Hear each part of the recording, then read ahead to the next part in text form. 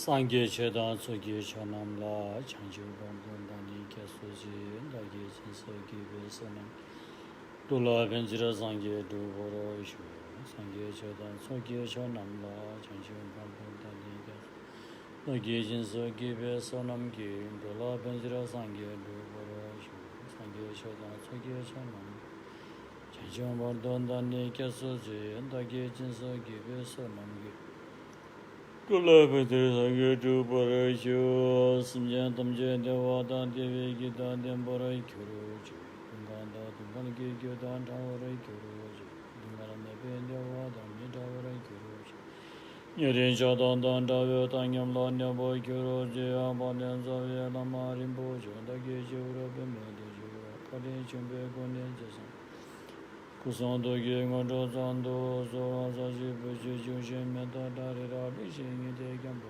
Sanjay Shindo Midambo Tokananda Shindo Javrasho Guru Buddha Buddhi Sato Sapari Vararatna Mandala Puja Mita Samanda Samaye Awa Samja Namge Sambada Loye Chata Chata Chaja Tumban Tabai Chigya Korola Korodu So संपूर्ण प्राणी को यथार्थ करते अर्थ सम्मा सम्बुद्धिज्ञान प्राप्त गर्ने मनसायको साथमा सतम मध्यस्ना सुनिरहन विनम्र अनुरोध गर्दछु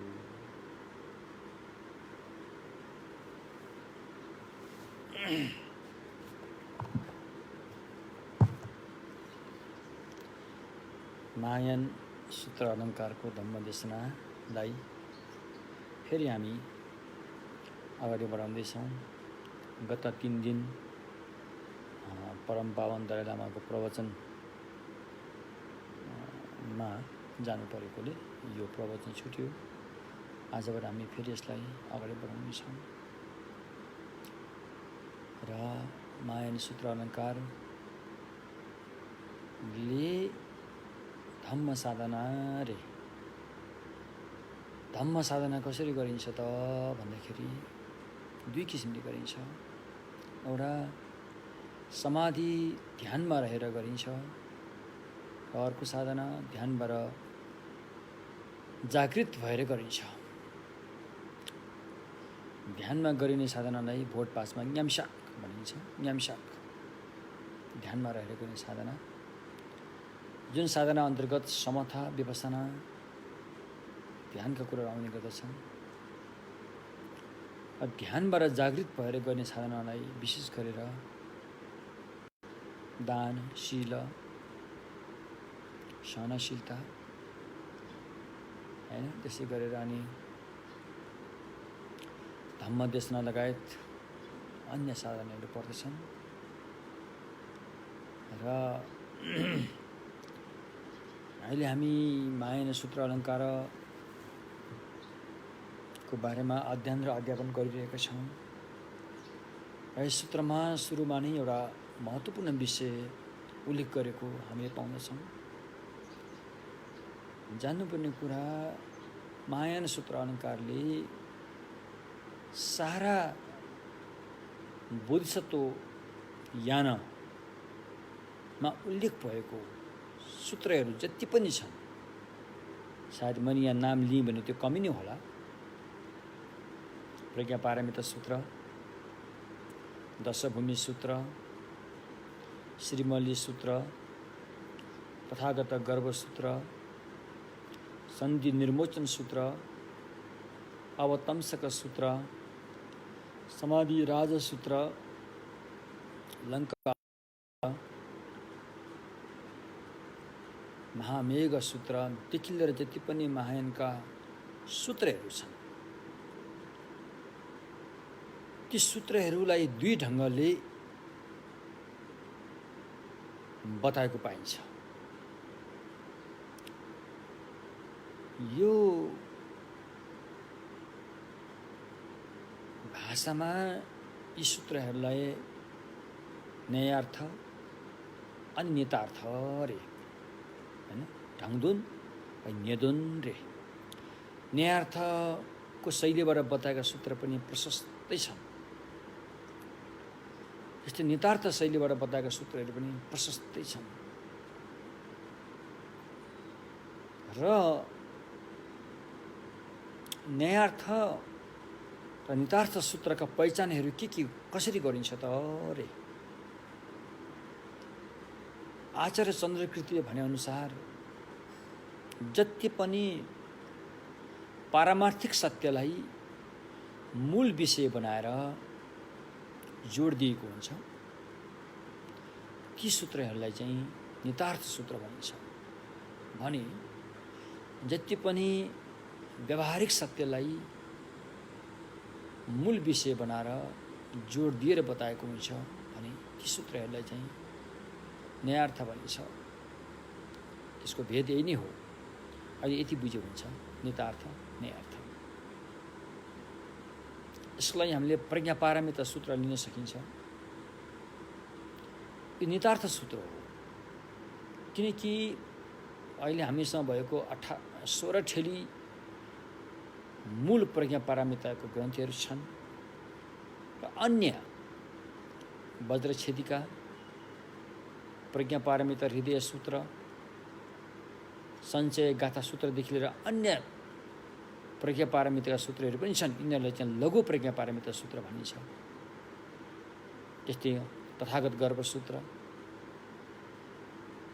यिनीहरू अधिकांश सूत्रहरू चाहिँ नितार्थ सूत्रका आधारहरू। न्यायार्थ सूत्रमा विशेष गरेर लङ्का अवतार सूत्र, सन्धि निर्वचन सूत्र, यी सूत्रहरू चाहिँ अधिकांश व्यावहारिक सत्यलाई अथवा साम्प्रतिक सत्यलाई जोड दिएकोले यी सूत्रहरू चाहिँ न्यायार्थ सूत्रका आधारहरू।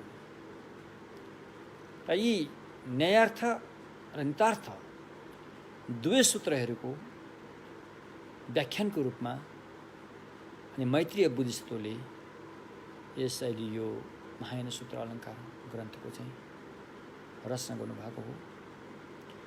र यो सूत्रलाई चाहिँ विशेष गरेर हामीले अभ्यासको साधनामा कसरी उतारिन्छ भन्दाखेरि अनि विद्वानहरूले भनेका छन् 10 बुन्दा। ती विद्वानहरूमध्ये एकजना महत्त्वपूर्ण विद्वान मानिन्छ श्रीमद् शाक्यपण्डित। उहाँले यो सूत्रलाई अभ्यासमा उतार्नको लागि एउटा अलग्गै ग्रन्थको रचना नै गर्नुभएको छ जसको नाम हो मुनिमत प्रकाश, जुन नेपाली भाषामा प्रकाशित भइसकेको छ। र त्यसमा चाहिँ यो सूत्र अलङ्कार महायान सूत्र अलङ्कारलाई मूल आधार मानेको छ र त्योसँग सान्दर्भिक अन्य ग्रन्थहरूलाई पनि जोडिएको छ र मूलतः 10वटा बुन्दालाई मूल विषय बनाएर अभ्यासमा उतारिन्छ। त्यो 10 बुन्दा मध्ये पहिलो बुन्दामा चाहिँ यहाँ गोत्र भनेर बताइएको छ। गोत्र र नितार्थ सूत्रको हिसाबले हामी सबै प्राणीहरूसँग बुद्धका गोत्र छन् रे। चाहे त्यो जुनसुकै समूहबाट आएको भए पनि, चाहे त्यो जुनसुकै जातबाट आएको भए पनि, चाहे त्यो जुनसुकै छालाको रङवाला भए तापनि, चाहे त्यो जुनसुकै धर्मावलम्बीमा रहेको भए तापनि, चाहे त्यो आस्तिक होस्, चाहे त्यो नास्तिक होस्, चाहे त्यो मान्छे होस्, चाहे त्यो पशु नै किन नहोस्, हरेक प्राणीहरूसँग बुद्धका गोत्र छन् रे। हेर्नुहोस् त भनेर बताएको छ। त्यसकारण सर्व प्राणी बुद्ध गोत्रले व्याप्त छन् भनेर नितार्थ सूत्रमा बताइयो। न्यायार्थ सूत्रले के भन्यो भन्दाखेरि सर्व प्राणी यो संसारबाट सबै बुद्ध भएर गइसकेको अवस्था आउँदैन अरे भन्नुको तात्पर्य संसार कहिले पनि खाली हुँदैन अरे। संसार कहिले पनि खाली हुँदैन किनकि यो अनन्त छ अरे।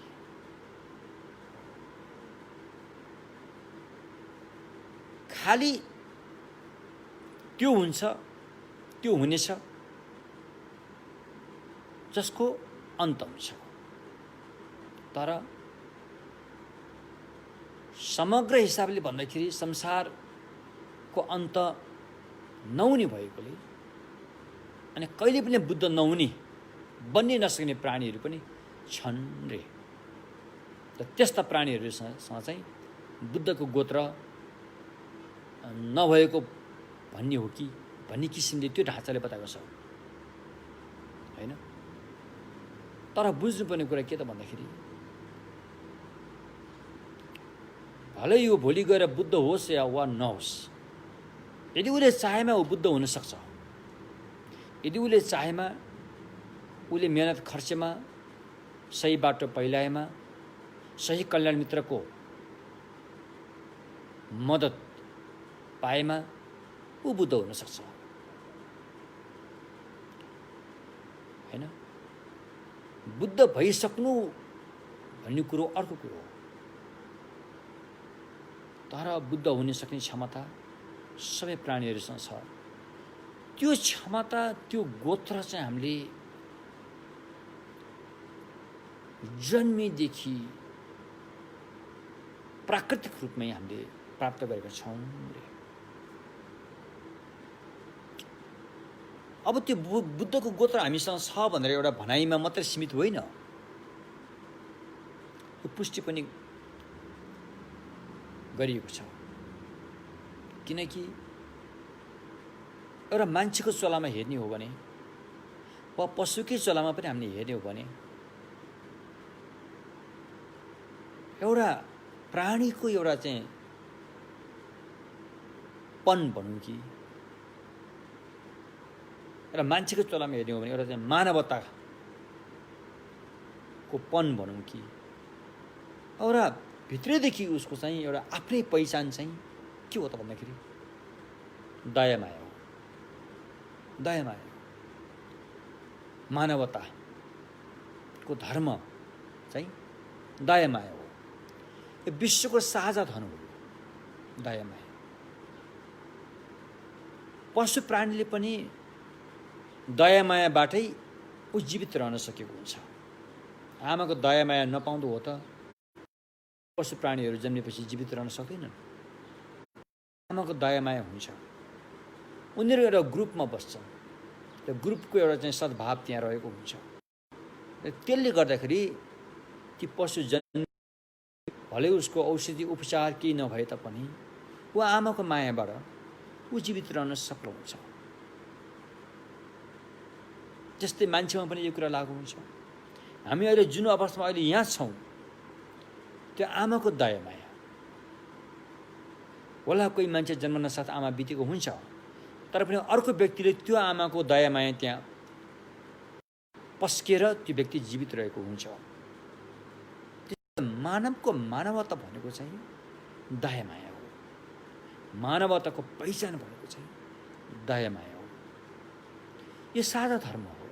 चाहे तपाईँले यसलाई धर्म भन्नुहोस्, चाहे तपाईँले यसलाई जे पनि भन्न सक्नुहुन्छ, तर यो मानवता हो, यो साझा विषय हो। त्यसकारण यो कसरी आएको त? यो आउँछ कहाँबाट? यो हरेक प्राणीमा यो नसिकिकन पनि यो एक किसिमले प्रस्फुटित भइरहेको हुन्छ दयामायाको भावना। वास्तवमा यो हो बुद्ध गोत्र भएर आएको हो। हामीसँग बुद्धको बिउ भएर यो आइरहेको हुन्छ। यदि बुद्धको बिउ नहुँदो हो त यो आउन सक्दैन। यदि बुद्धको बिउ नहुँदो हो त हामी एउटा जड समान हुनेछौँ, होइन? एउटा ढुङ्गा माटा समान हुनेछौँ। तसर्थ जसोसुकै नराम्रो व्यक्ति भए तापनि, जसोसुकै मूर्ख, जसोसुकै अज्ञानी व्यक्ति भए तापनि उसँग पनि यो बिउ छ। भले उसले अर्कोतर्फ हानि पुर्याउला, तर एकतर्फ उसले चाहिँ त्यहाँ दयामायाको भावना प्रदर्शन गरि नै रहेको हुन्छ।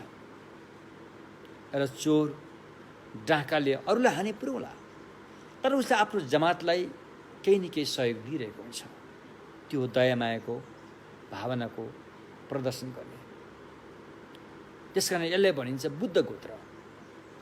यो सबै व्यक्तिमा यो चाहिँ विश्वव्यापी रूपमा रहेको हुन्छ।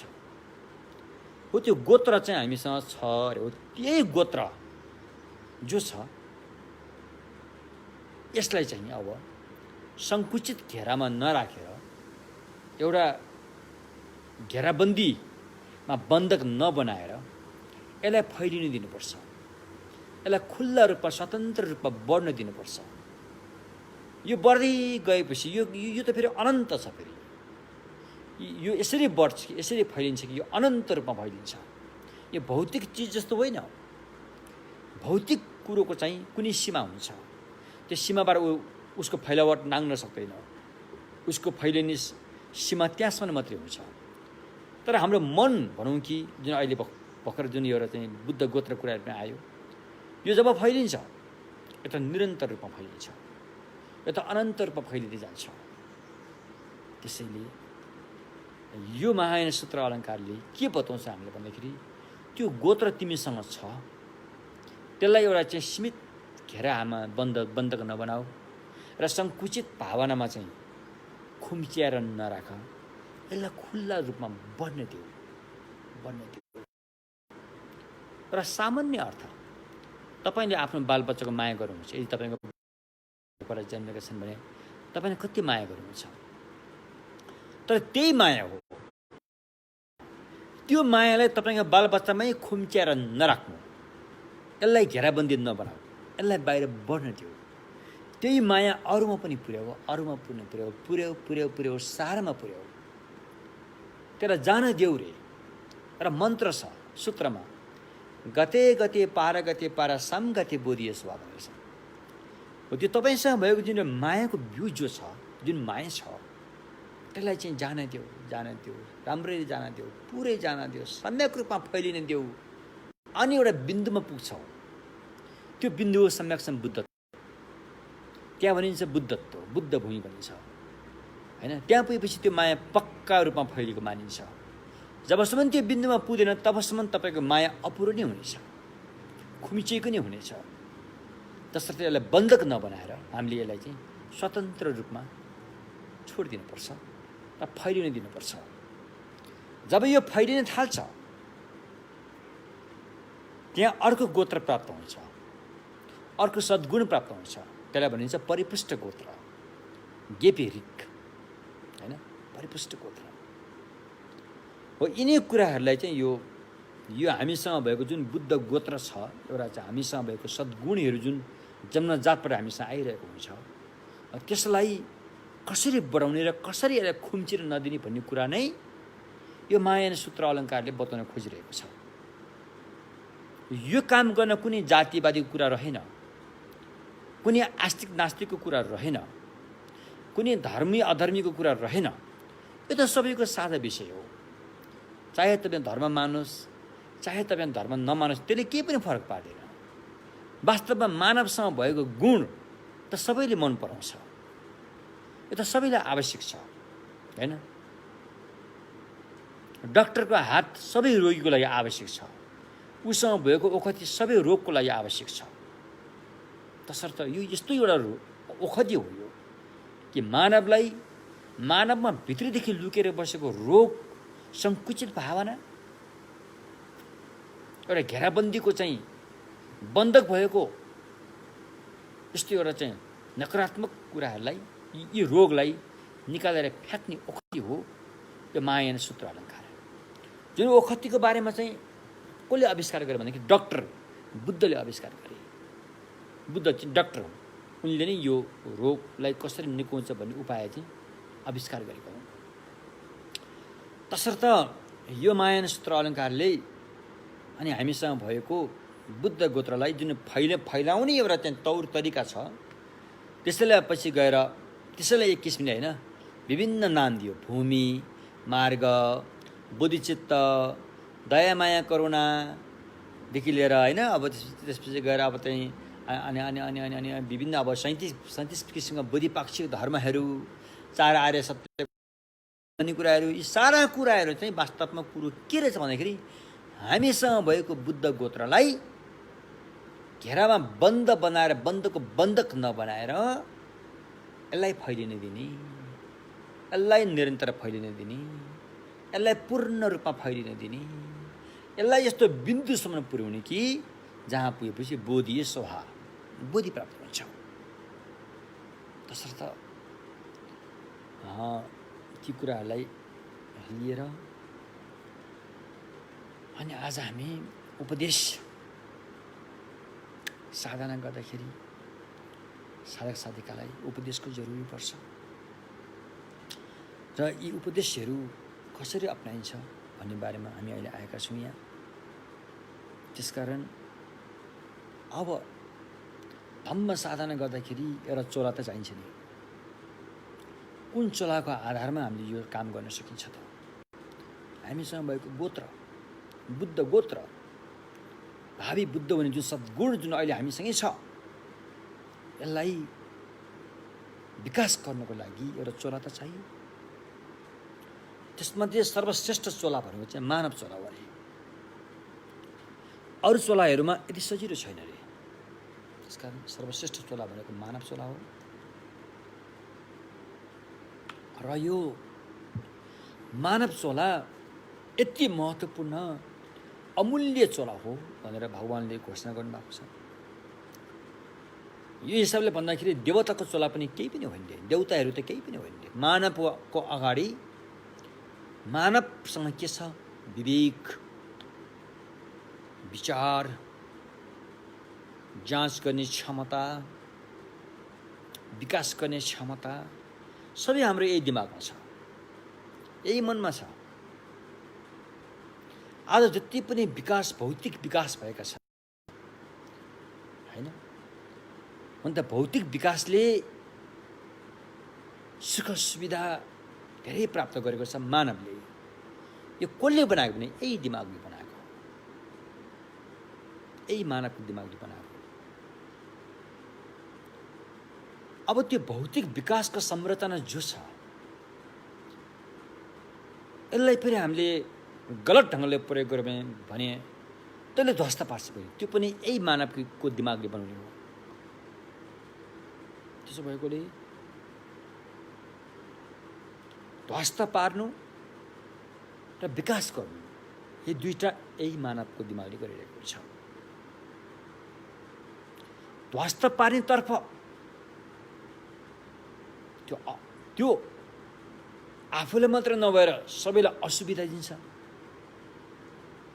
अन्त भनिन्छ ध्वस्त नपारिकन नयाँ आविष्कार हुँदैन त भनिन्छ। तर बुद्धको मार्गमा त्यो त स्वयं ध्वस्त हुने चिज हो। तिमीले ध्वस्त पारिरहनु जरुरी छैन भनिन्छ। जन्म लिइसकेपछि स्वयं मर्ने चिज हो त्यो, त्यसलाई मार्न जरुरी छैन। त्यो त आफै मर्नको लागि नै जन्मेको हो, त्यसलाई मार्न जरुरी छैन भनिन्छ। तिमीले उसलाई घृणा गरेर, अविश्वास गरेर, अपमान गरेर, आरिस गरेर मार्यो भने त्यो तिमीले फोकटमा तिमीले चाहिँ नयाँ कर्म कमायो। तिमी फोकटमा नराम्रो कर्म तिम्रो मनमा छाप पर्यो। त्यो त आफै मर्ने थियो, त्यो तिमीले मार्यो, त्यो मर्यो। तर त्यसको बदलामा तिमीसँग नराम्रो छाप पर्यो। त्यो छापले तिमीलाई छोड्नेवाला छैन। जसरी बैल गाडा, भारीले भरिएको बैल गाडा गोरुले तान्दछ, त्यो बैल गाडाको चक्का र गोरुको लम्काइमा अलिकति त्यहाँ ब्यालेन्स नमिल्नाले जब त्यो गोरु गाडाको चक्काले गोरुको खुट्टामा छुँदै गयो, घाउचोट बन्दै जान्छ। त्यो घाउचोटदेखि झन् गोरुलाई पीडा हुन्छ र ऊ तर्सिन्छ, अलि छिटो हिँड्न खोज्छ, झन् त्यो चक्काले उसले पछ्याउन छोड्दैन, पछ्याइ नै रहन्छ, चोट दिए नै रहन्छ। त्यस्तै जब हामी आफ्नो समस्याको समाधान गर्नलाई गलत काम गर्न पुग्छौँ, अरूलाई ध्वस्त पार्ने धरि त्यो काम गर्न पुग्छौँ, स्वयं आफू पनि आत्महत्यासम्म पनि गर्न पुग्छौँ। यो खालको समाधान सही समाधान होइन। यसले त हामीलाई फेरि नोक्सान पुर्याइ नै रहन्छ, नराम्रोसँग नोक्सान पुर्याइ नै रहन्छ। तसर्थ समस्याको समाधान भनेको भित्रबाट हुनुपर्छ। भित्री शत्रु कहाँ छ त्यसले खोजेर समाप्त पार्नु नै समस्याको समाधान हो।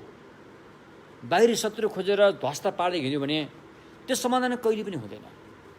खोइ त समाधान हुन्छ भनेर यस्तो ठुलो परमाणु हतियार प्रयोग गरेकै हो, लाखौँ करोडौँ मान्छेको हत्या गरेकै हो, विभिन्न नामबाट ती हत्यालाई विश्वयुद्धको नाम दिएर चाहिँ प्रयोग गरेकै हो क्या? होइन। झन्झन विषय जटिल बन्दै गयो। त्यसकारण बाहिरी शत्रु खत्तम पारेर समस्याको समाधान कदाचित हुँदैन जबसम्म कि हामीले भित्रको शत्रु खत्तम पार्न सक्दैनौँ। भित्रको शत्रु त भित्र लुकेर बसेको छ, अरू कहीँ छैन, हाम्रै मनमा छ। हाम्रै मनमा बसेको छ, त्यो हाम्रै मनमा मोज मस्ती गरेर रैथाने भएर बसेको छ। र भगवान् बुद्धले बाहिरी शत्रु ध्वस्त पार्न समस्याको समाधान होइन भनेर घोषणा गर्नुभयो। अहिले भित्री शत्रुलाई ध्वस्त पार्यो भने बाहिरी शत्रु सबै ध्वस्त पारेको बराबर छ। जसै एकजना विद्वानले संसारमा काँटी छन्, सिसा छन्, काँडा छन् भनेर कुनै एउटा मूर्खले संसार पुरै छालाले छोप्दै हिँड्न थाल्यो भने त त्यो समाधान होइन, सम्भव पनि छैन। एउटा विद्वानले आफ्नो खुट्टा नाप अनुसार छालालाई नापेर अनि जुत्ता लगाएर हिँड्यो भनेपछि त संसारलाई छालाले छोपे सरै भयो नि भनिएको छ। त्यस्तै बाहिरी समाधान खोजेर यो कहिल्यै समस्याको समाधान टुङ्गो लाग्दैन। एउटा समाधान गरेर अर्को आइरहन्छ, फेरि अर्को समाधान गरेर अर्को समस्या भइरहेको हुन्छ। तसर्थ भगवान्ले चाहिँ भित्रीतर्फ जोड दिनुभयो। सारा समस्या भित्रीबाट बाहिर आइरहेको छ। जसरी छाता उगार्दाखेरि छाया तल देखिन्छ, त्यो छाया मेटाउन खोज्यो भने सजिलोसँग मेटिँदैन। जबसम्म छाता बन्द हुँदैन, त्यस्तै जबसम्म भित्री समस्याको समाधान हुँदैन तबसम्म बाहिरी समाधान हुँदैन भन्ने कुरा स्पष्ट छ। अहिले आएर 21औं शताब्दीमा विज्ञानीहरूले पनि यसतर्फ ध्यान दिन सुरु गरिसकेका छन्। मात्र विकासले मात्रै मनको शान्ति प्राप्त नहुँदो रहेछ, बाहिरी सुविधाले मात्रै मनको शान्ति प्राप्त नहुँदो रहेछ। भित्री सुविधा भयो भने चाहिँ भित्री सुविधा मनको शान्ति भएपछि बाहिरी सुविधा आफ आउँदो रहेछ भनेपछि अब हामीले के कुरो बुझिन्छ भन्दाखेरि भित्री मानसिक विकास, मनोविज्ञानबाट मानसिक विकास सही छ भने अनि बाहिरी सुविधा बाहिरी विकासलाई हामीले सही ढङ्गसँग प्रयोग गर्न सकिन्छ, मानव कल्याणको लागि प्रयोग गर्न सकिन्छ। बाहिरी जुन भौतिक विकासको संरचनाहरू छन् यसलाई मानव कल्याणको लागि प्रयोग गर्नको लागि एउटै उपाय हो, त्यो भित्री विकास हुनुपर्छ, भित्री मनको विकास हुनुपर्छ। मनमा मानवतामा मानवता भएर कायम रहन सक्नुपर्छ। त्यो रह्यो भने अनि बाहिरी भौतिक विकासले चाहिँ मानवको कल्याण गर्न पुग्छ। अन्यथा त्यो बाहिरी विकास चाहिँ कुन ठाउँमा पुगेर कुन बेला के घटना घट्ने हो त्यो हामीले भन्न सक्दैनौँ। किनकि ती चिजबिजहरूमा सुविधा छ, सुरक्षित छैन। र ती चिजबिजहरू, ती बाहिरी जुन सुविधा सम्पन्नता जो छ त्यो सुरक्षित हुनको लागि भित्र मनको विकास हुनुपर्छ। मनमा पवित्र दयामायाको करुणाको चाहिँ विकास हुनुपर्छ। अनि मात्र यसले चाहिँ ती विकासलाई चाहिँ मानव कल्याणको लागि नै प्रयोगमा लान सक्छ। अन्यथा ती विकासहरू धेरै जसो मानव हानिकारक बन्न बेर पनि छैन र बनि पनि सकेको छ। जुन हिजोको दिन जापानमा आइटम बम खसालेको दिन हो अरे, मलाई त याद पनि थिएन। हिरोसिमा नागासाकीमा जुन आइटम बम खसालियो, परमाणु हतियार प्रयोग भयो, त्यहाँ लाखौँ व्यक्तिले ज्यानबाट हात धुनु पर्यो। त्यति बेला नै जुन बेला आइटम बम खस्यो त्यति बेला नै केही सेकेन्डभित्रै बाट हात धुनु पर्यो।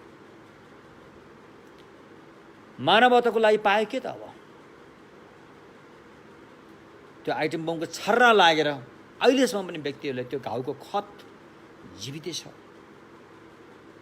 त्यसको जुन रेडियोलोजी भन्ने त्यसको जुन किरण विकिरणहरू हुन्छन् त्यसले अहिले पनि त्यो ठाउँलाई ध्वस्त पारिरहेको छ।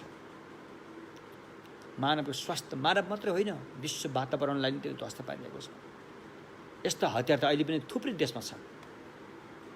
अब यी हतियारहरू के गर्न बनाएको हो? के को लागि बनाएको हो? प्रतिस्पर्धा, ईर्ष्या, डाहा, यस्ता भएको हातमा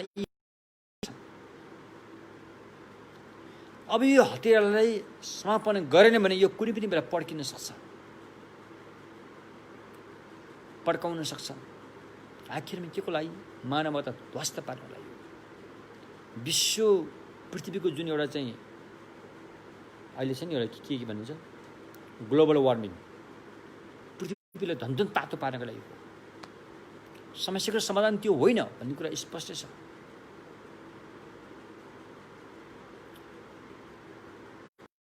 होला तर हाम्रो आवाज त्यसको विरुद्धमा उठि नै रहनुपर्छ, उठि नै रहनुपर्छ।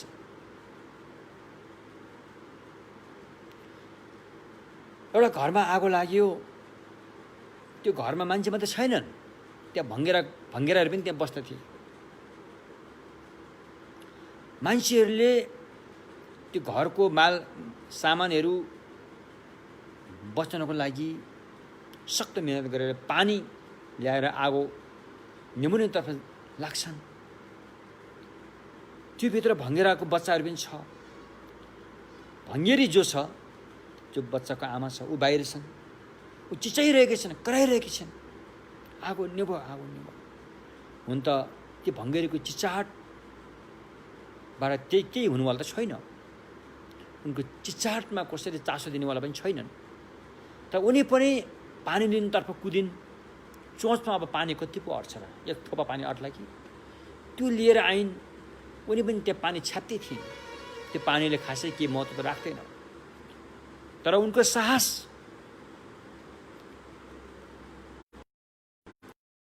विरुद्धमा खडा भएको छ। त्यस्तै हाम्रो साहस भलै कमजोर होला, तर यी नराम्रो हतियार मानवता भ्रष्ट पार्ने विरुद्ध पक्षमा हाम्रो आवाज उठि नै रहनुपर्छ। यो सही होइन, समस्याको समाधान यो होइन भन्ने कुरामा हामी अडिग रहिरहनुपर्छ। यसरी 1-2 हुँदै गएपछि यो सफल हुन सक्छ। पछि गएर विश्वमा शान्तिको सास फेर्ने अवस्था आउन सक्छ पछि गएर। तसर्थ यो समस्याको समाधान के त भन्दाखेरि समस्याको समाधान भित्रबाट हुन्छ, न कि बाहिरबाट भन्ने कुरो हो। जसको लागि भगवान बुद्धले हामीसँग भएको जति पनि नकारात्मक सोच विचारहरू छन्, ईर्ष्या, डाहा, छली कपटी, धुर्त्याइ, होइन, चतुर्याइ, राग, रिस, मोह, यी सारा यी नकारात्मक कुराहरूकै गेम हो यो। भगवानले यो जान्नुभयो, सबै नकारात्मक कुराको गेम हो यो, खेल हो। नकारात्मक चिजहरूको हामी भर पर्दै गएपछि हालत फेरि त्यही हुन्छ। समस्याको दिगो समाधान हुँदैन। अलिअलि भार्सो लाग्छ, फेरि समस्या जिउँका त्यहीँ रहिरहन्छ। त भगवानले भन्नुभयो यी सारा नकारात्मक सोच विचारहरू चाहिँ अस्थायी छन्। मानवको वास्तविक स्वभाव त्यो होइन रे, त्यो त नक्कली स्वभाव हो, सक्कली स्वभाव होइन रे। मानवमा हुन पनि मानवताको सक्कली स्वभाव भनेको दया, करुणा, क्षमा, होइन, त्यो कुराहरू हुन्थे। ती कुराहरू चाहिँ मानवमा हुन पनि सक्कली स्वभाव हुन्थे। त्यसले गर्दाखेरि अहिले हामी जीवित रहिरहेका छौँ। अलिकति थोरै भए पनि शान्तिको सास फेर्न पाएको चाहिँ त्यस्तै सद्गुणले भरिएका केही व्यक्तिहरू अझै पनि छन् नि, त्यो कारणले अलिकति हामीले अहिले शान्तिको सास फेर्न पाएको अरे, मानवता जीवित रहन पाएको अरे अहिले केही हदसम्म भए पनि। किनकि यो दिगो छ, यसको जग मानवताको जग हो हैन। तपाईँले धेरै टाढा जानु पर्दैन, तपाईँ आफ्नै परिवारमा हेर्नुहोस् त, परिवारभित्र बेला बेलामा झै झगडा हुन्छ, त्यहाँ पैसाको कारणले अथवा अन्य मनमुटावको कारणले झै झगडा हुन्छ। त्यो झै झगडा त अस्थायी हो नि, तपाईँ झगडा गरेर बिताउने चासो त तपाईँको छैन। बिगारिरहँ, मेरो परिवार भाँडिरहोस् हैन, जहिले पनि बिहान उठ्नसँग अँगाएर मुख हेरिरहनु परोस् भन्ने सोच त तपाईँको हुँदैन। तब झै झगडा भयो कि तपाईँले समाधान के हो त तपाईँले खोज्नुपर्छ। समाधान त बाहिर किनेर पाइँदैन, तपाईँ एक आपसमै मिल्नुपर्ने हुन्छ। एक आपसमा मिल्नको लागि त त्यहाँ ओखती चाहियो, त्यो ओखती बाहिर किनेर पाइँदैन। त्यो हो दया, माया, क्षमा, उदार मन, खुल्ला मनले नै यो कुराको समाधान गर्ने हो। एउटा परिवारको झगडादेखि लिएर विश्वयुद्धसम्मलाई पनि समाधान गर्ने चाहिँ यिनीहरू हुन्, यी तत्त्वहरू हुन्।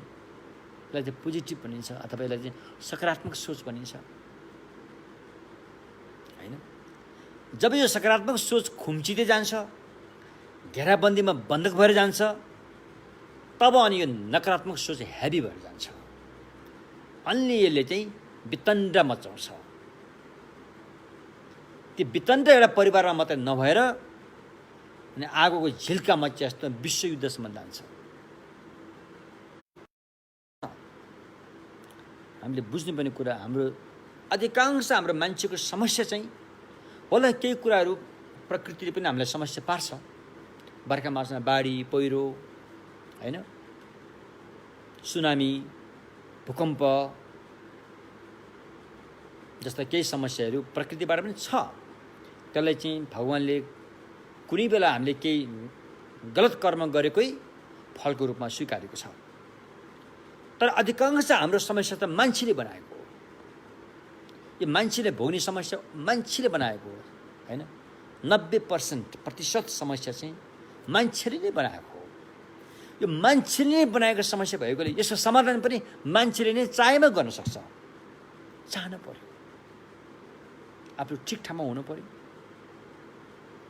मानवताको स्थानमा मानवताको स्थानमा रहन सक्नु पर्यो भने यो समाधान हुन्छ।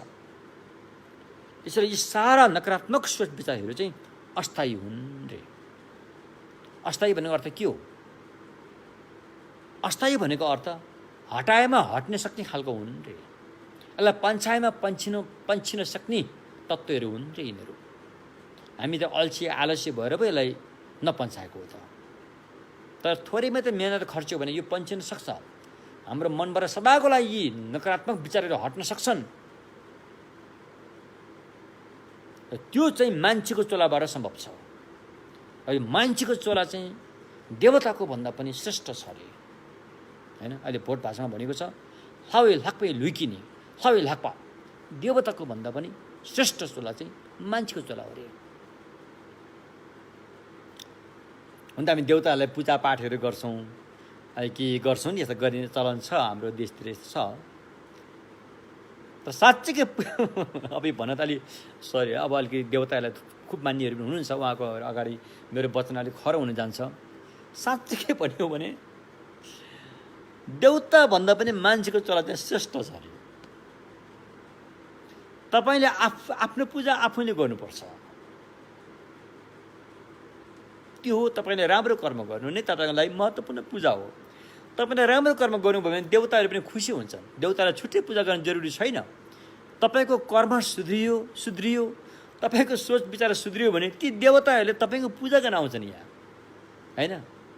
सिद्धार्थ गौतम एउटा ऐतिहासिक हिसाबले कुरा गरौँ भने सिद्धार्थ गौतम उनी एउटा सामान्य राजकुमार थिए त्यति बेला। जब उनले आफ्नो मन परिवर्तन गरे, मनका विकारहरू फ्याँके पखाले, सारा देवदेवताहरू उनको पूजा गरेदेखि ल हेर्नुहोस् त त्यहाँ हैन। अहिले हाम्रो नेपालको मौलिक संस्कृतिमा एउटा चित्र छ, लेख्ने चित्र छ। हैन।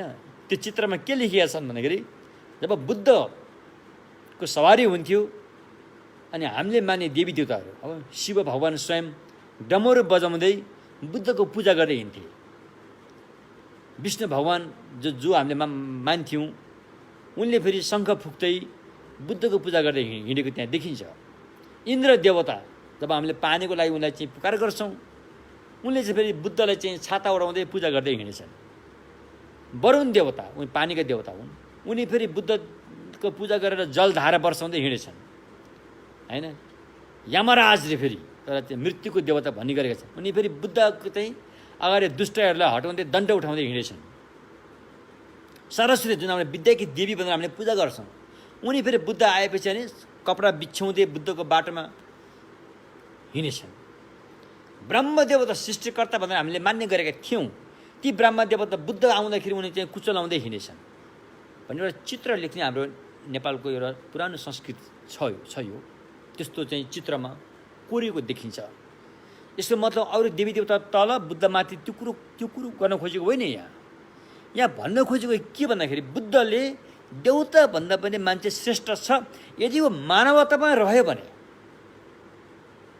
यदि उसको मनको मैल पखाल्यो भने तिमीले जुन देवी देवतालाई पूजा गर्छौ ती देवी देवतालाई तिमीले उल्टो पूजा गर्नेछौ, ती देवी देवताले तिम्रो चाहिँ आराधना गर्नेछन्, तिमीलाई आरती गर्नेछन्। जब तिम्रो मनको मैल पखाल्यो भने तिमी देवाती देव हुनेछौ, देवताको पनि तिमी देवता हुनेछौ भनेर बुद्धले घोषणा गर्नुभएको। ल हेर त, म त एउटा सामान्य मान्छे चला पाएको व्यक्ति हुँ, मैले मेरो मनको मैल पखालेँ। अब मेरो मनमा रिस भने कहिले पनि आउँदैन, लोभ भने कहिले पनि आउँदैन, फलानु शत्रु भन्ने एउटा चाहिँ घृणाको भावना मेरो मनमा कहिले पनि आएन। ल ती देवी देवता सबै मेरो पो सेवा गर्न आए, मलाई पो पूजा गर्न आउँदो रहेछन्। यो त प्रकृतिको एउटा नियम हो, प्रकृतिको नियम हो। राम्रो चिज त सबैलाई मनपर्छ नि हैन। केही मूर्खले मात्रै त्यसलाई केही समयको लागि त्यसले मन नपराउला, तर राम्रो चिज त सबैलाई मनपर्छ हैन। हामी राम्रो बन्नु पर्यो, राम्रो बन्नलाई माथि हेर्नु पर्यो, तल हेरेर हुँदैन, खराबमा हेर्नु हुँदैन, राम्रो बन्नलाई माथि हेर्नुपर्छ भन्नुको तात्पर्य राम्रोको सङ्गत गर्नु पर्यो, अनि मात्र राम्रो बन्न सकिन्छ। राम्रो बन्ने बिउ त हामीसँग पहिलादेखि नै छ, त्यसलाई अब फलाउ फुलाउ गर्ने मात्रै कारण हो नि। तसर्थ यो कुराहरू स्पष्ट छ। यो एउटा धर्म मानेर भन्ने कुरो होइन, यो वैज्ञानिकले जाँच गर्न सकिन्छ। आऊ यहाँ गरेर हेर भनेर देखाउन सक्ने कुरो हो यो हैन। यो कुराहरूलाई बुझेर अब हामी मूल विषयमा जाउँ। महायान सूत्र अलङ्कारले हामीलाई यो साधना गर्नलाई कसरी उपदेश दिइरहेको छ त भन्दाखेरि, अहिले पनि मैले भने ध्यान गरेर ध्यानको आसन ग्रहण गरेर गर्ने साधना एउटा हुन्छन्, जसलाई भगवानको भाषामा समथ विपस्सना भनिन्छ। र त्यो ध्यानबाट जागेर दैनिकी चर्या, अहिले हामी जस्तो सामान्य व्यक्ति त ध्यानमा बसिरहेर सबै काम गर्न सकिन्न, अरू काम गर्नलाई ध्यानबाट जाउनु पर्ने हुन्छ। समाजमा बुद्ध भूमिमा पुगिसकेपछि यो कुरा फरक हो। बुद्ध भएपछि उहाँ बोल्दा पनि ध्यानमै बस्न सक्नुहुन्छ, हिँड्दा पनि बस्दा पनि कुनै काम गर्दाखेरि पनि उहाँ ध्यानमै रहिरहेकन सबै काम गर्न सक्ने हैसियत राख्नुहुन्छ समाजमा बुद्ध भएको व्यक्तिले। ती बाहेक अन्य व्यक्ति अधिकांशले चाहिँ त्यसरी अलिक गाह्रो हुन्छ, ध्यानमै रहनु पनि हुन्छ, अरू काम गर्न ध्यानबाट जाग्नु पर्ने हुन्छ। र अहिले हामी यहाँ महायान सूत्र अलङ्कारले ध्यान गर्दाखेरि अपनाउनु पर्ने समथ ध्यान अनि विपस्सना ध्यान, यही दुईवटा ध्यान हो। धेरै गाह्रो कुरो छैन। यहाँ अप्ठ्यारो शब्दहरू प्रयोग गरेर शब्दको जन्जालमा पर्नु जरुरी छैन। समथ ध्यान, विपस्सना ध्यान, यही दुईवटा ध्यान हुन्। समथ ध्यानले कमजोर मनलाई ताकतिलो बनाउँछ। छरिएर बसेको विभिन्न कल्पनाले ग्रस्त, बितेका कुराहरूमा रुमल लिएर बसेको, भविष्यका कुराहरूमा रुमल लिएर बसेको, यस्ता छरिएर बसेको कमजोर मानसिकलाई वर्तमानमा ल्याएर, हियर एन्ड नाउ, यहाँ अहिले वर्तमानमा ल्याएर त्यो कमजोर मानसिकलाई ताकतिलो बनाउँछ, स्वस्थ मानसिक बनाउँछ, कुशल मानसिक बनाउँछ भने विपसनाले अब स्वस्थ मानसिक कुशल मनले मात्रै त सबै समाधान हुँदैन। समाधान त त्यहाँनिर सच्चाइको दर्शन पाउनु छ। अनि उसले चाहिँ विपसनाले चाहिँ सच्चाइको दर्शन गराउँछ, होइन? सच्चाइको दर्शन त जो ताकतिलो बन्छ त्यसले मात्रै पाउने हो। कमजोर मानसिकले त सच्चाइको दर्शन पाउँदैन, किनकि उसमा डर भय त्रास भइरहेको हुन्छ, होइन? हुरी बतासको बत्ती जस्तै स्थिर भइरहेको हुँदैन। त्यसकारण समता ध्यानले हामीसँग भएको कमजोर मनलाई चाहिँ, होइन, ताकतिलो बनाउँछ। अनि विपसना ध्यानले चाहिँ सच्चाइको दर्शन गराउँछ। र यो दुईटा ध्यानको प्रक्रियाबाट जागिसकेपछि अब तपाईँको मन हल्का हुन्छ, मन स्वस्थ हुन्छ। मन स्वस्थ भएपछि शरीरको इम्युन सिस्टमहरू चाहिँ राम्रो हुन्छ, शरीर स्वस्थ हुन्छ। ल हेर्नुहोस् त, यसै दुनियाँमा पनि सुख भोग्न पाइन्छ, यसै दुनियाँमा पनि सुखी चोलाको अनुभव गर्न सकिन्छ। जब यसै दुनियाँमा हामी सुखी हुन्छौँ भने मर्दाखेरि त धनी सुखी हुन्छौँ। हामी जीवित छँदाखेरि टेन्सन टेन्सन टेन्सन चिन्तामा बस्यौँ भने मर्दाखेरि पनि डर हुन्छ, भय हुन्छ, त्रास हुन्छ, झन् समस्या पार्छ। त्यसकारण जब हामी जीवित छँदाखेरि हामी चाहिँ चिन्तामुक्त हुन्छौँ, जीवनमा एउटा चाहिँ पवित्र सुखको अनुभव गर्न सक्षम हुन्छौँ। जब त्यो मृत्युलाई त हाम्रो लागि केही पनि महत्त्व रहँदैन। मृत्यु त हाम्रो लागि, यदि हामी त्यो चिन्ताबाट मुक्त भएका छौँ भनेदेखि त्यो जब मृत्यु त केही पनि होइन। पुरानो फुलबारीलाई छोडेर नयाँ फुलबारीमा गाँस हुन्छ, सुखै सुख हुन्छ। सुख मात्रै नै महासुख प्राप्त हुन्छ। तसर्थ अब त्यो सुख प्राप्त गर्नको लागि अनि महायान सूत्र अलङ्कारले यस्तो उपदेश दिन्छ कि मानव चोलाले यो प्राप्त गर्न सक्छ। अहिले हामीले मानव चोला पाएका छौँ, यसलाई हामीले कदर गर्नुपर्छ। यसलाई खेल्नेसीमा, धुर्त्याइ कुरामा, सङ्कुचित भावनामा टुङ्ग्याउनु हुँदैन र बन्धक बनाएर समाप्त पार्नु हुँदैन। यो मानव चोलाले त धेरै ठुलो काम गर्न सक्छ। र सानो परिवारको पालन पोषण गरेर यति बेला पुग्यो भनेर खुम्च्याउनु हुँदैन। त्यसबाट तपाईँ अगाडि बढ्नुपर्छ। तपाईँलाई जुन आफ्नो परिवारको भलो गर्नुभयो नि, त्यो भलो गर्ने क्षमतालाई त्यहाँ रोक्नु हुँदैन, त्यसलाई खुल्ला गरेर अगाडि बढ्न दिनुपर्छ। अनि आफ्नो परिवारलाई भएको भलोको रस जो छ अरूहरूलाई पनि चाख्न दिनुपर्छ, अरूहरूलाई पनि त्यो अमृत दिन सक्नुपर्छ। त्यो हो मानवता भनेको। आफूमा मात्रै सीमित रह्यो भने त्यो मानवमा दानव भयो। त्यो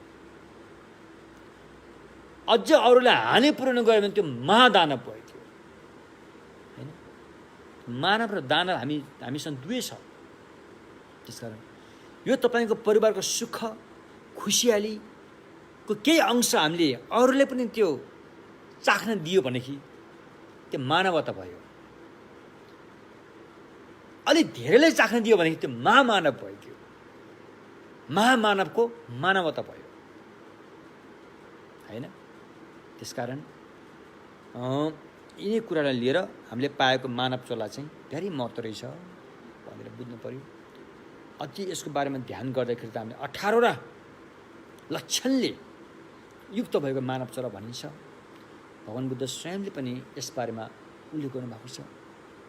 हामीले पाएको अहिले मानव चोलामा 18वटा लक्षणले चाहिँ सम्पन्न छ अरे।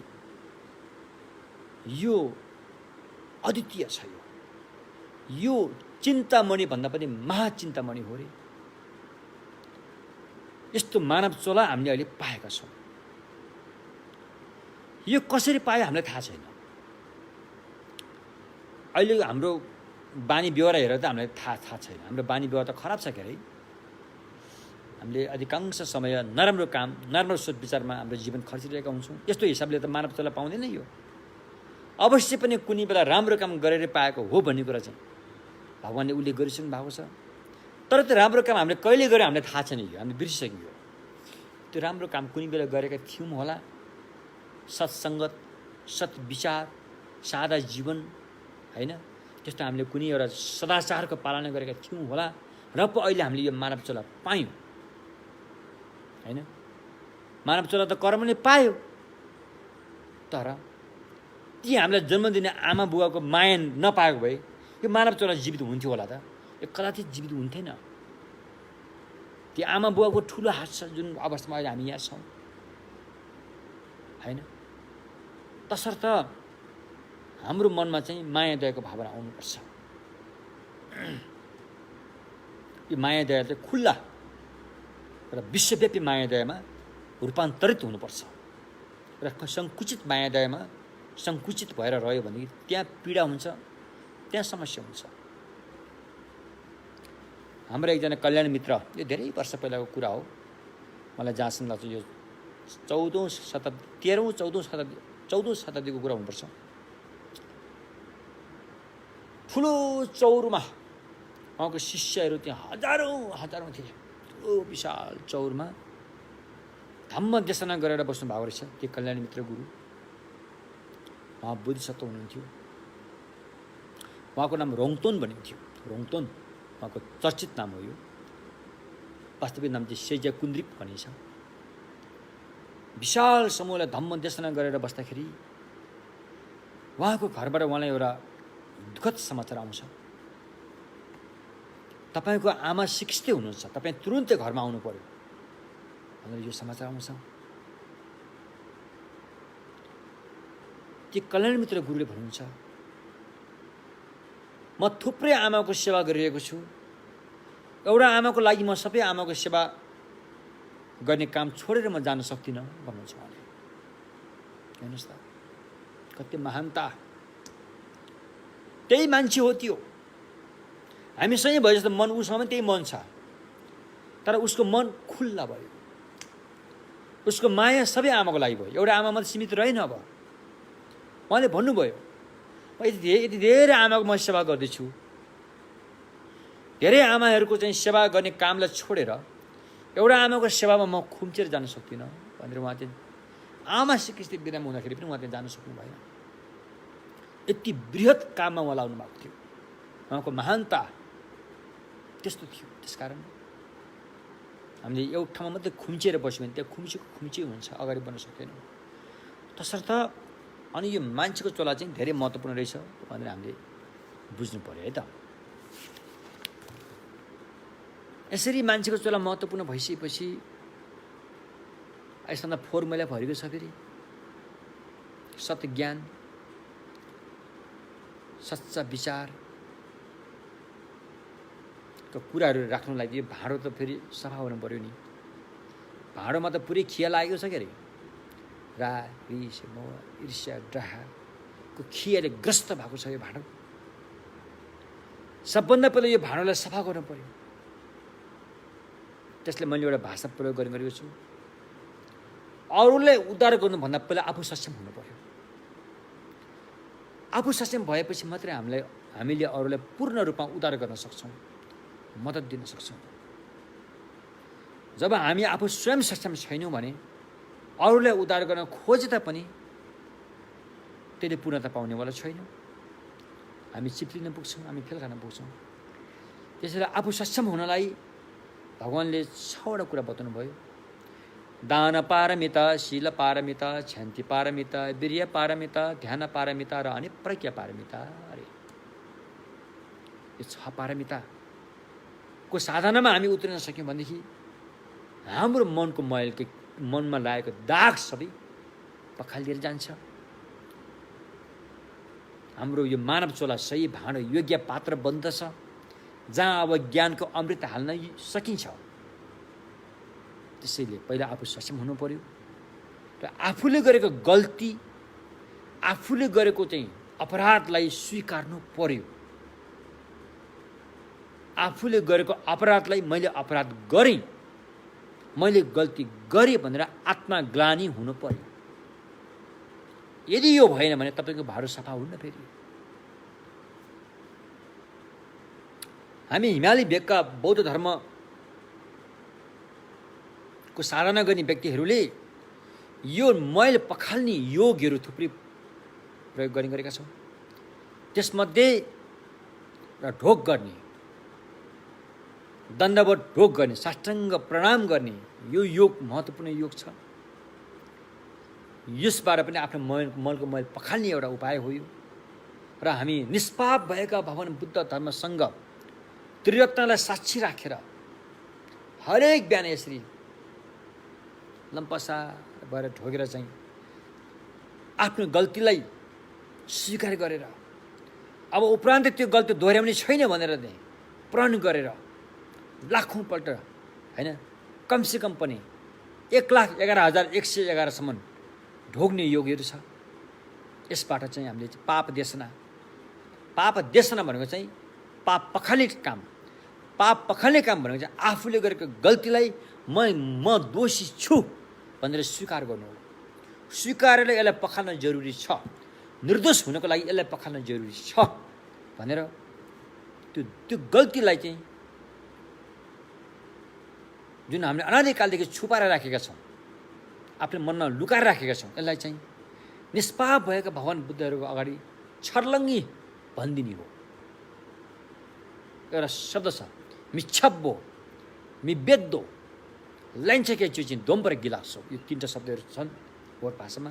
मिच्छब्बो मैले गरेको गल्तीलाई म अब लुकाउने छैन, मिबेद्दो छुपाउने पनि छैन, लैन्चेके चुचिन दोम्बर गिलास अब उपरान्त गर्ने पनि छैन, लुकाउने छैन, छुपाउने छैन। बुद्धहरूको अगाडि मैले छर्लङ्गी म प्रकट गर्छु मेरो गल्तीहरू। पहिला मलाई थाहा थिएन, जसरी जुहारीहरूले 12 मास किन जुहारीहरूले आफ्नो गल्तीलाई लुकाउँछन्, छुपाउँछन्, हामी पनि त्यस्तै गर्थ्यौँ। अरूको अगाडि हामी चाहिँ सज्जन हौँ, हामी चाहिँ निर्दोष हौँ, हामीसँग गल्ती छैन भनेर हामी प्रस्तुत हुँदै आयौँ। त्यो गलत। जब गलत व्यक्तिले आफ्नो गल्तीलाई छुपायो भनेदेखि उसको गल्ती हटाउने उपाय कहीँ पनि छैन, उसको दोष, उसको मनको मैल पखाल्ने उपाय कहीँ पनि छैन। उपाय त त्यहाँ छ जब त्यो व्यक्तिले आफ्नो गल्तीलाई गल्ती हो भनेर स्वीकार छ, तब मात्रै त्यो गल्ती हटाउने उपायको सुरुवात नै त्यहाँबाट हुन्छ। यो कुरा भगवान्ले जान्नुभयो र उहाँका आफ्ना होइन अन्य व्यक्तिहरूले पनि यही तरिका बताउनु भयो र यही कुरा अहिले हामीले अपनाउँदै आएका छौँ। हरेक दिन बिहान बेलुका सकिने त दिनको 3 पल्ट, राति 3 पल्टसम्म पनि, अनि बुद्धलाई साक्षी मानेर ती प्रायश्चित गर्ने, त्यसलाई आत्मग्लानि गर्ने होइन गरेका छौँ। यो संसारमा जन्मेका अधिकांश व्यक्ति दोषी नै छन्। गल्ती सबैसँग छ, गल्ती कसको छैन? गल्ती त सबैसँग छ। अहिले भन्छ नि, ए हामी त धर्मात्मा हौँ, हामीले त पाप गरेका छैनौँ, धर्म किन गर्नु पर्यो? जो पापी छ उसले पो धर्म गर्ने हुन् भनेर आफू पन्छिने कुरा गर्छ नि, त्यो गलत। तपाईँ निर्दोष हो भने तपाईँ पहिले बुद्ध भइसक्थ्यो। अहिले यसरी जन्म मृत्युको भुमरीमा फसेर बस्नुपर्ने थिएन। तपाईँ साँच्चैकै निर्दोष हो भने, तपाईँमा खोट थिएन भने, तपाईँले गलत कर्म गरेको थिएन भने तपाईँ अहिले यस्तो भुमरी, यस्तो चिन्तामा बस्नुपर्ने थिएन। यसको मतलब तपाईँ दोषी हुनुहुन्छ, तपाईँमा गल्ती छ, त्यसलाई महसुस गरेर यसलाई पखाल्न जरुरी छ।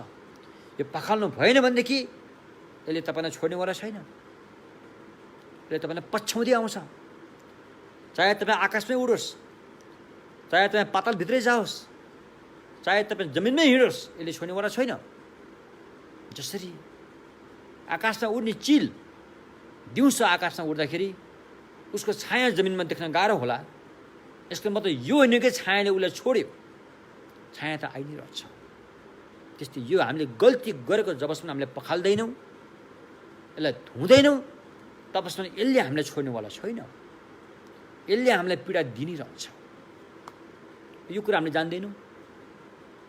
हामीले त के भन्ठान्छौँ भन्दाखेरि यो गल्तीले जब पीडा दिन्छ नि, त्यो न्यु चाहिन्छ कि न्युलाई मात्रै हामीले महत्त्व दिन्छौँ। उसले हामीलाई घान हाल्यो, उसले हामीलाई शोषण गर्यो, उसले हामीलाई हेप्यो भनेर बाहिर त्यो न्युलाई मात्रै हामीले चाहिँ महत्त्व दिएर त्यो न्युलाई पन्छाउने मात्रै काम गरेर हुन्छौँ। वास्तवमा महागल्ती त यहाँभित्र पो छ त। त्यो बाहिरको त एउटा न्यू मात्रै हो र बहाना मात्रै हो त्यो त। त्यसकारण हामीले भित्रको मैल धुन सक्नुपर्छ। त्यो धुन सक्यो भने त्यो जब न्यूले त हामीले के पनि गर्न सक्दैन, समस्या ल्याउन सक्दैन। र यो किसिमले चाहिँ बुझेर अनि साधक साधिकाले के गर्नु पर्यो रे। त्यसकारण मान्छेको चोला पाइसकेपछि मानवता मानव धर्मको पालन गर्नु पर्यो। त्यो मानव धर्म भनेको के हो? सकेमा अरूलाई मद्दत दिने, नसकेमा अरूलाई चोट नपुर्याउने, यही हो मानव धर्म। तपाईँ सक्नुहुन्छ भने अरूलाई मद्दत दिनुहोस्, सक्दैन भने त्यहाँ चोट नपुर्याउनुहोस्। यो दुईटा मानव धर्म रहेछ बुझ्दाखेरि, अहिले बुझ्दाखेरि हैन। तसर्थ यो मानव धर्म पालन गर्नको लागि अनि यो मान्छेको चोला धेरै महत्त्वपूर्ण छ। पशुहरूले यो मानव धर्म पालन गर्न गाह्रो हुन्छ। उहाँहरू पशु भनेको त्यो विवश हुन्छ। अब यो बाघ भालुले अरूले चोट नपुर्याइकन उसको मानव चोलालाई जीविकोपार्जन गर्न गाह्रो हुन्छ हैन। यस्ता पनि छन्। चोरी कर्म गर्दैन भनेर पनि गर्न गाह्रो हुन्छ उनीहरूलाई। यो काम त मान्छेले गर्न सक्ने काम हो नि। मान्छेले चाहेमा अरूलाई चोट नपुर्याउन सक्छ उसले हैन। मान्छेले चाहेमा अरूलाई मद्दत पनि दिन सक्छ। तसर्थ अब यसरी अगाडि बढ्दाखेरि खुड्किलाहरू, साधनाका खुड्किलाहरू हुन्छन् र पहिलो खुड्किलो चाहिँ सम्भारा मार्ग हो रे। छोकलाम सम्भारा मार्ग हो। सम्भारा मार्ग तब तपाईँ त्यहाँ पुगेको हुन्छ जब तपाईँको मनमा बोधिचित्त पैदा भयो। बोधिचित्त रे। जुन दिन, जुन क्षण, जुन पल बोधिचित्त तपाईँको हृदयमा पैदा भयो त्यो क्षण तपाईँ सम्भारा मार्गमा टेक्नुभयो।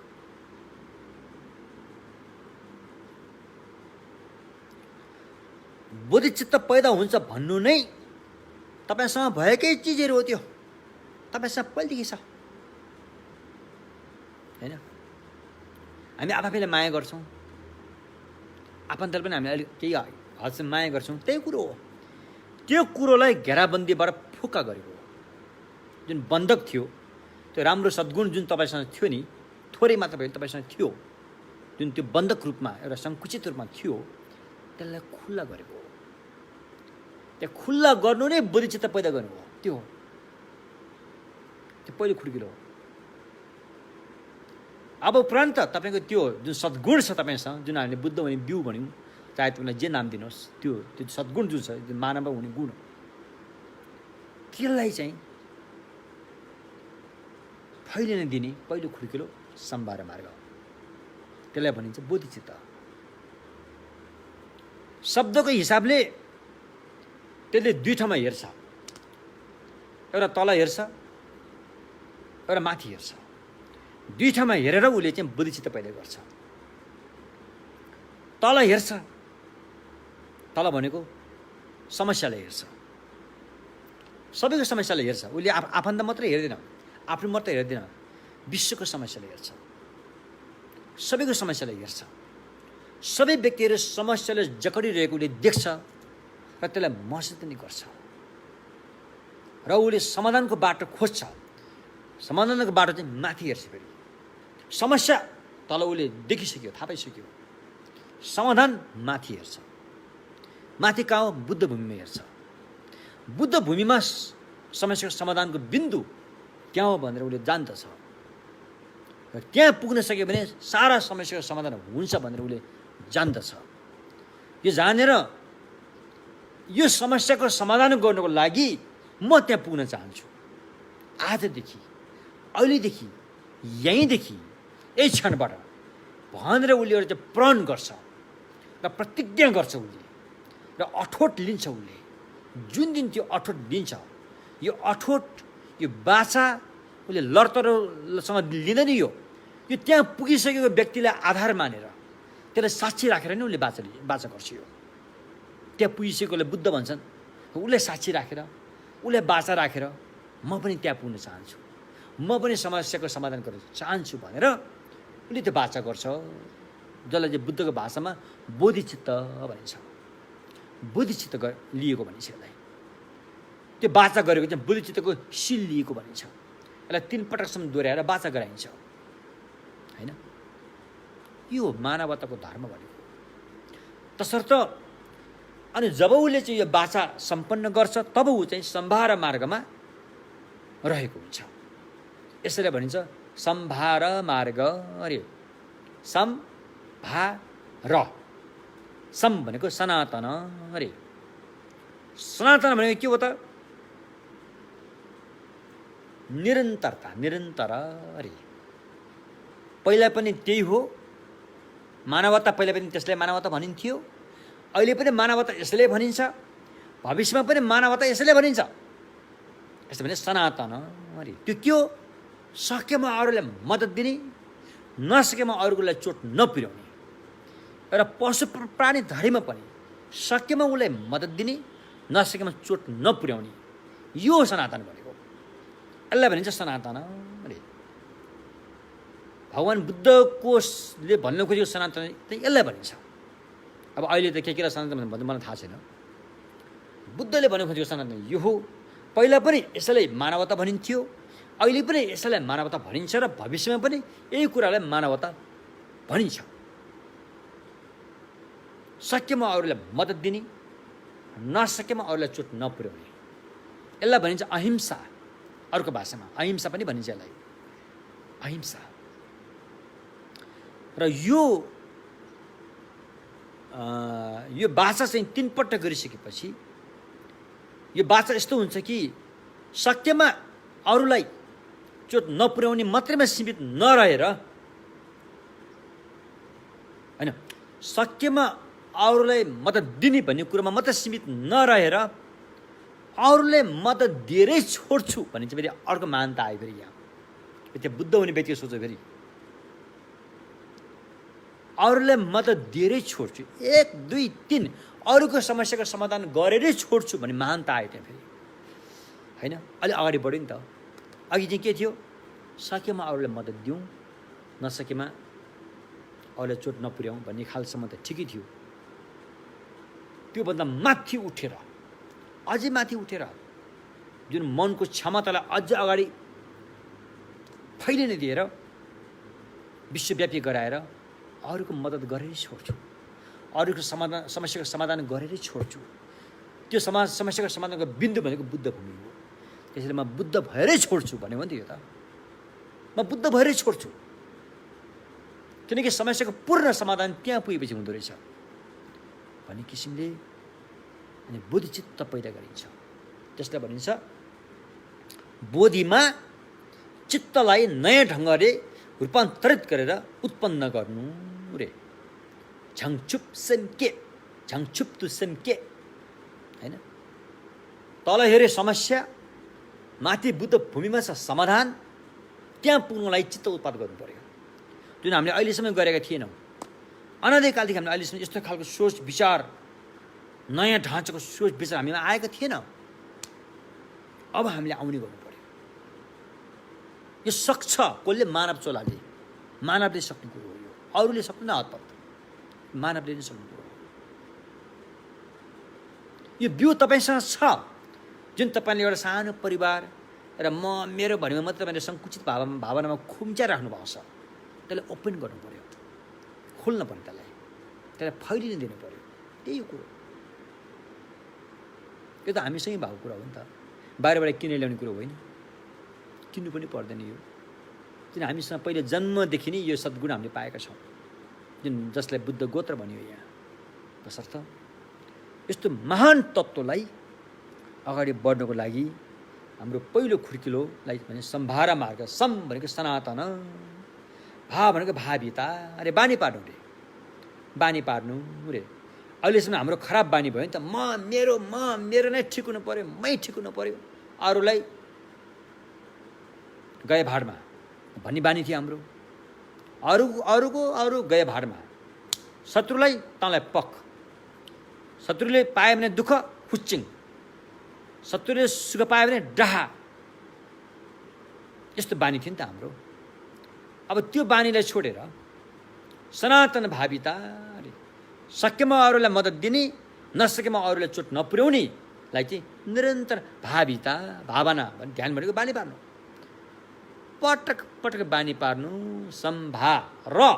रति रे, रति भनेको खुसीका साथ, आनन्दका साथ, न कि जबरजस्ती, न कि करकापले, न कि हात्तीको दाँत जस्तोले, न कि थुर्त्याइ हिसाबले, न कि चतुर्याइ हिसाबले।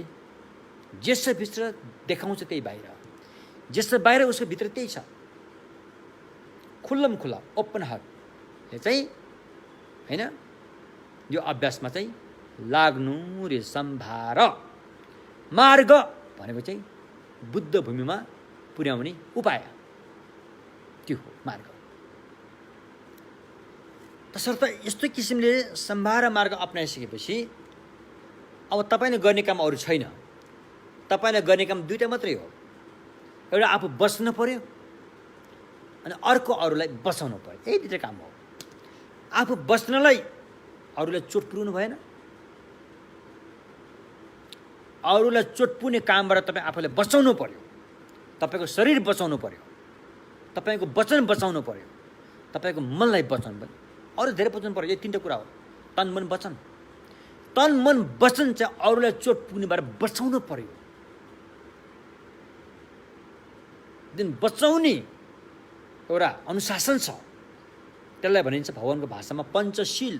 यही हो, पञ्चशील मात्रै पालन गर्यो भने बच्यो तपाईँ बच्यो। तपाईँको शरीर पनि बच्यो, तपाईँको वचन पनि बच्यो, तपाईँको मन पनि बच्यो। आज विश्वले पञ्चशीललाई स्वीकार्यो कारण यही नै हो, बस्न पर्यो होइन। आफू बस्नु पर्यो, पहिला अरूलाई बचाउनलाई पहिला आफू बच्न पर्यो होइन। र त्यसको लागि चाहिँ भगवान बुद्धले शीलको शिक्षा दिनुभयो। सबभन्दा पहिला आफूलाई कसरी बचाउने, त्यो खतरा अवस्थाबाट आफूलाई कसरी बचाउने होइन। आफू बच्नको लागि चाहिँ शील पालन गर्ने, जसलाई पञ्चशील भनिन्छ। भगवानले आज्ञा भएको छ पञ्चशीलको कुराहरू। त्यो भनेको अबदेखि मेरो तन मन वचनबाट अरूलाई चोट पुग्ने काम गर्ने छैन, अरूको शरीरमा चोट पुग्ने काम गर्ने छैन, घाउ चोट प्राणी हत्यासम्म चाहिँ चोट पुग्ने काम गर्ने छैन रे। शरीर बचाउनु पर्यो। कहाँबाट? आफ्नो अधिकारबाट बाहिर भएका सियो धागो सहित पनि चोरी गर्ने मनसायले चोर्ने छैन। आफूलाई बचाउनु पर्यो अरू, किनकि अनैतिक शारीरिक सम्बन्ध राख्ने छैन। यो तीनटा मात्रै पालन भयो भने तपाईँको शरीर बाँच्यो। शरीर बचाउने तरिका त्यो हो। वचनलाई बचाउनु, धुर्त्याइ गरेर छल कपटी गरेर झुट्टो बोल्ने छैन, चुगली गर्ने छैन, आरिस आएर वचनको बाण हान्ने छैन, श्राप दिने छैन, नचाहिँदो कुरा गरेर टाइम पास गरेर गफ मार्ने छैन। यो चारवटा नियमबाट तपाईँले नियमलाई फलो गर्न सक्नुभयो भने तपाईँको वचन बच्यो। त्यो वचन चाहिँ जिउँदो हुन्छ, त्यो शरीर जिउँदो हुन्छ। यसरी बचाउन सक्यो भनेदेखि मनलाई बचाउनु पर्यो। अरूको रूप, अरूको धन सम्पत्ति आदिप्रति म लोभ लालच गर्ने छैन।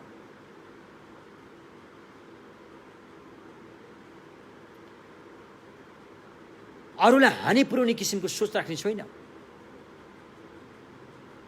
गलत हेराइ, मिथ्या दृष्टिकोण छैन। यो तीनटा कुरा पालन गर्यो भने मन बाँच्यो। त्यसकारण हामीसँग भएको तन मन बचाउनलाई हामीले पञ्चशील मात्रै पालन गर्न सक्यौँ भने पनि यो बचेको हुन्छ। यो मानव भएर बचेको हुन्छ। अहिले हामीले यो पालन गरेनौँ भने हामी चाहिँ मानव भएर बाँचेको हुँदैन, दानव भएर बाँचेको हुन्छ। त्यसकारण मानवलाई मानव भएर बस्नको लागि चाहिँ यो पञ्चशील अति महत्त्वपूर्ण छ। ठुलो ओखती हो यो, ठुलो ओखती हो यो। जस्तो यो ओखती हामीले प्रयोग गर्नु पर्यो। यसको डक्टर त हाम्रै देशमा जन्मेको हो नि, के अरे बुद्ध त अरू ठाउँमा जन्मेको होइन नि, के अरे हाम्रै घरमा जन्मेको हुनु नि, नेपाली हुनु के अरे उनी त नारी त बोकेर हिँड्ने भगवान् उनी के अरे त। त्यसकारण डाक्टर हाम्रै घरमा छन्, उहाँले नै तयार पारेको ओखती हो यो भने उहाँको परिवारले यसलाई किन प्रयोग नगर्ने? गरौँ न प्रयोग, होइन? जुन ओखती हाम्रै घरमा छ यसलाई प्रयोग गरौँ न। त्यस्तो पञ्चशीलमा मात्रै रहन सक्यो भने त्यहाँ मङ्गल हुन्छ, तपाईँको परिवार सुखी हुन्छ। आधाबाट रह्यो, आधाबाट सुख हुने सुरु भइसक्छ। भोलिबाट यो लियो, भोलिबाट सुख सुरु भइसक्छ। तसर्थ एवं प्रकारले सम्भार मार्गमा हामी आएपछि अब हाम्रो काम भनेको आफू बच्ने, अनि सबभन्दा पहिलो काम त आफूले बच्नु पर्यो। उसलाई सम्भार मार्गमा तपाईँ आइसक्नु भएको छ, तपाईँले पञ्चशील ग्रहण गरिसक्नु भएको छ। अब यसपछि बोधिचित्तले चाहिँ अरूलाई अरूको समस्याको समाधान गर्ने रे, त्यसतर्फ बढी। अब बोधिचित्तको शील जिसिएपछि त्यो व्यक्तिलाई एउटा नाम पाउँछ उसले, त्यो नाम चाहिँ बोधिसत्व भनिन्छ। अब बोधिसत्व भएपछि चाहिँ उसको लागि सबै आफन्त। यो छ कुरो, अचम्मको कुरो यो चाहिँ हो है। जबसम्म हामीसँग बोधिचित्त हुँदैन, हाम्रो लागि के हुन्छ? यी तिमी हुन्ने, यी तिम्रा हुन्ने, यी हाम्रा हुन्ने भन्ने एउटा छुट्याउने हुन्छ। लोकमा त्यही छ, के अरे मुद्दा मामला यस्तो थुप्रै आयो कारण यही थियो भने यी तिम्रा हुन्ने, यी हाम्रा हुन्ने, यी सिमाना हुन्ने भन्ने। हाम्रै गाउँमा मेरो परिवारमा पनि भएको थियो, होइन? बारी खेतको त्यो सिमानाको कारण कति झैझगडा हुन्छ त्यहाँ। अब बोधिसत्व भएपछि सबै हाम्रा, तिम्रा भन्ने के पनि छैन त्यहाँ, सबै हाम्रा। शत्रु पनि हाम्रै, मित्र पनि हाम्रै भन्ने कुरा आयो, होइन? सबै हाम्रा हुन्, यी सबै हाम्रा हुन्। जुन यो हाम्रो पश्चिममा, सुदूरपश्चिममा बोलिन्छ जुन त्यो नेपाली भाषा छ नि, त्यो भाषा एकदम मिठो छ। हाम्रो भन्दैन, हाम्रा हुन् भन्छन्। यो हाम्रा भन्ने यसरी आएको हो। यो हाम्रा भन्ने यो चाहिँ बोधिसत्वको भाषा हो। यो सायद यो कुनै बेला यो भाषा त्यो ठाउँमा राम्रोसँग, यो भाषा मात्रै नभएर यो भाषा चाहिँ भाषाको व्यावहारिक तौरबाट त्यहाँ प्रयोग भएको हुनुपर्छ। जसको साक्षी काँक्रे बिहार छ, सुर्खेतमा काँक्रे बिहार साक्षी त्यहाँ छ। हाम्रा हुन् नि, होइन? सबै हाम्रा हुन् भनेपछि त्यहाँ तेरो भने केही बाँकी रह्यो त? रहेन नि त। अनि जसरी हामीले आफन्तको हामीले मद्दत गर्छौँ, सारा प्राणीहरूलाई हाम्रा ठान्यौँ भने, हाम्रा हुन् भन्नेमा बानी पार्दै लग्यौँ भने यहाँ पनि यो कुरा लागु हुन्छ। जब यो बाबुआमाको कोखबाट आएको यस्तो एउटा चाहिँ दुर्गन्धित शरीरलाई म भन्दाखेरि त म भन्ने जस्तै भइरहेछ हामीलाई। म साँच्चीकै छ जस्तै भान भइरहेछ त, हुँदो रहेछ त बानी पार्दै रह्यो भने। वास्तवमा यो म त होइन नि त, तर पनि यस्तो दुर्गन्धित, नाकबाट सिङ्गना आउँछ, आँखाबाट कच्चिरा आउँछ, दाँतबाट दुर्गन्ध आउँछ, कानबाट कानीबुजी आउँछ, दिसा पिसाब, अनि के अरे लादी, पसिना, दुर्गन्ध अब के अरे अब कपालमा जुम्रा मैल आउने तत्त्वलाई त म भने बानी पार्दा साँच्चै मै भएको भइरहेछ। अहिले मै हो जस्तो भइरहेछ, भान भइरहेछ हामीलाई। त बानी पारेर भएको हो नि त। त्यसकारण अरूलाई पनि हाम्रा हाम्रा हाम्रा हाम्रा भन्ने बानी पारेपछि हाम्रै हुन्छ, हाम्रै हुन्छ। त्यसमा कुनै फरक पर्दैन। खुट्टामा बिजेको काँडाको पीडा हातले भोग्नु पर्दैन, तर पनि हातले मेरो खुट्टा भन्नाले अनि तुरुन्तै हातले चाहिँ खुट्टामा काँडा बिज्यो कि तुरुन्तै काँडा निकालिदिन्छ हातले। यो पनि बानी परेर भएको हो। होइन भने खुट्टा वा हात हो भने खुट्टाको बिजाइ हातमा त दुख्दैन। अनि किन त्यसलाई सहयोग दिनु पर्यो भन्दाखेरि बानी परेर भएको। मेरै खुट्टा भनेर भएको हो नि यो त। त्यसकारण बानी पार्यो भने अरू पनि हाम्रा हुन्छन्। र माया र सूत्र अलङ्कारले के सिकाउँछ भन्दाखेरि तिम्रो यो सोच विचार लाग्दाखेरि बृहत्तमा लानु पर्यो, फैलाउनु पर्यो, यसले ठुलो काम गर्न सक्छ भन्ने सोच राखेर अनि पहिलो खुर्किलोमा सम्भार मार्ग भनिन्छ। अब हामी सम्भार मार्गको विस्तृत जानकारी भोलि पनि आउनेछ। केही दिन प्रवचन छुटेकोले आज हामीले थोरै मात्रै प्रवचन गऱ्यौँ। यसलाई अझै विस्तृत रूपमा हामी भोलिदेखि फेरि हाम्रो प्रवचन निरन्तर हुनेछ। यति भन्दै आजको प्रवचन यही विश्राम दिन चाहन्छु। पुण्य परिणाम गरौँ। सनम दिए थम्जे सिपाए थम्न्याङ्गे बेडा नाम थम्जे ने केगा नाचे बलान थुपा सिपे सोलेन दोवान बरबरशो